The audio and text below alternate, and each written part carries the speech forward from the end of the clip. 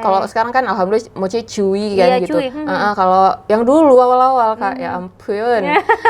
Kerasnya luar biasa, bukan mochi sih namanya. Mochi. Tapi Jadi kalau dilempar orang ya kayaknya aduh sakit. biru ya. Iya, ada kayak batu, Batu itu ya? awal-awal ya. Di pasar itu muter-muter terus tiap harinya untuk dapetin rasa coklat Oke. yang sesuai nih. Yang sesuai. Nah, untuk jadi mochicha. sebenarnya di balik rasa yang enak sekarang ini, yang kita rasa sekarang ini ternyata butuh perjuangannya. proses. Nah, salah satu dari kawan-kawan itu ada yang pesan untuk pertama kalinya. Oke. Sebenarnya Musyu nggak jual, cuman mau pesan lah untuk ulang tahun gitu. Ada yang pesan kan, kita jadi berarti Bersemangat suka. ya, iya, jadi semangat ya. Dia jadi, suka berarti sama yang kita buat produk yang kita Iya, buat. Itu semangat kali buat Iya, Musyu iya. ya.